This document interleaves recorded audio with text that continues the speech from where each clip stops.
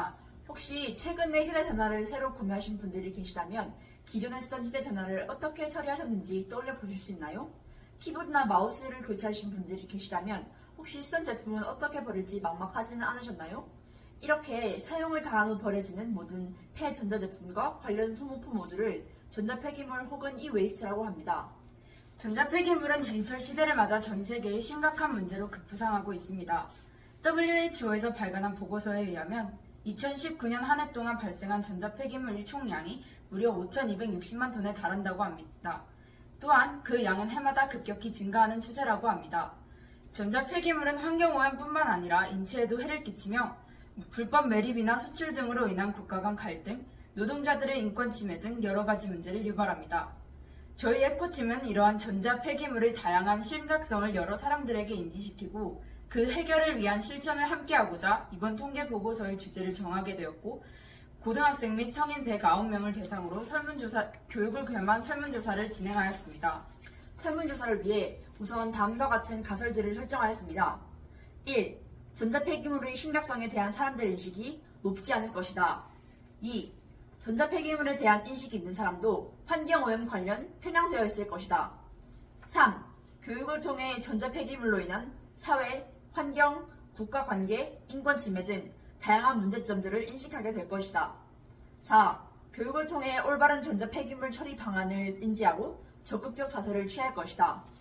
교육 전후 인식 변화를 조사하기 위해 전자폐기물의 기초적인 인식 정도에 대해서 설문을 통해 알아보았습니다. 전자폐기물이 무엇인지 알고 있느냐는 질문에 잘 모른다고 대답한 사람이 65%에 달했습니다. 이어 소형 가전제품을 어떻게 폐기할지 알고 있느냐는 질문에는 65%, 전자폐기물이 유발하는 문제들에 대해서 알고 있느냐는 질문에는 57%가 모른다고 답했습니다. 기초인식조사 결과 저희의 가설에서 예상한 대로 과반이 넘는 사람들이 전자폐기물의 개념, 폐기 방법, 그리고 유발되는 문제들에 대한 인식이 결여된 것으로 드러났습니다. 이에 저희는 전자폐기물에 대한 교육 자료를 제작하여 설문 중간에 제공하였습니다. 교육 자료에는 크게 전자폐기물의 정의, 다양한 심각성, 그리고 처리 방법을 포함하였습니다.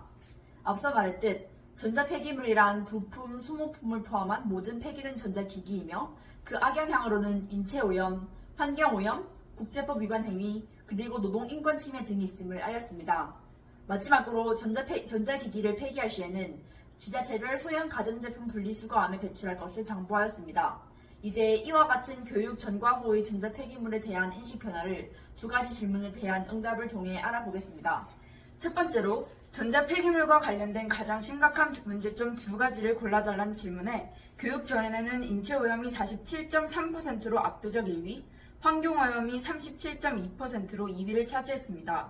국가관계와 인권침해는 각각 9.2%와 6.3%로 매우 낮은 응답수를 기록해 사람들의 문제점 인식이 환경과 인체오염 쪽으로 편향되었음을 알 수 있었습니다. 그러면 교육 이후에는 과연 사람들의 문제점 인식 비율이 어떻게 변화되었을까요? 득표 순위 자체는 변하지 않았지만 각 항목이 차지하는 비율에서 큰 변화가 있었습니다. 기존 국가관계 항목이 9.2에서 20.1%로 인권침해 항목은 6.3에서 9.5%로 증가하여 보다 균형 잡힌 인식이 생겼음을 알 수 있었습니다. 이는 저희의 가설에 부합하는 결과로 기존의 오염 관련 문제만 알고 있던 사람들이 국제사회 질서와 인권 관련 문제도 골고루 알게 되었음을 파악하였습니다. 두 번째로 저희가 지금 사용하고 있는 전자기기를 버릴 때 어떻게 처리해야 하는지를 묻는 문제의 교육 전과 후의 정답률을 살펴보겠습니다. 교육 전 올바른 내용의 선택지를 고른 사람의 비율은 21.7%에 그친 데다 40%가량이 가까운 전자기기 매장에 부탁한다를 선택해 폐전자제품을 처리할 올바른 방법에 대한 낮은 인식이 여실히 드러났습니다. 반면 교육 이후의 정답률은 전에 비해 거의 3배에 달하는 상승을 보여주었습니다. 이와 같은 인식 변화를 바탕으로 저희가 제시한 교육이 상당히 효과적이었다고 판단하였습니다. 저희 에코팀은 이번 통계조사를 통해 우려하던 대로 전자폐기물에 대한 사람들의 인식이 많이 낮거나 편파적이었음을 알게 되었고, 저희가 실행한 작은 규모의 교육만으로도 어느 정도 이런 인식의 결여가 해소될 수 있다는 희망적인 가능성을 엿볼 수 있었습니다. 디지털 제품의 홍수 속에 살아갈 21세기 사람들은 책임감 있는 전자폐기물 처리를 위해서 보다 체계적이고 지속적인 교육이 필요하다고 강조하며 저희의 발표를 마치겠습니다. 이상 팀 에코의 최수환, 최지안이었습니다. 감사합니다.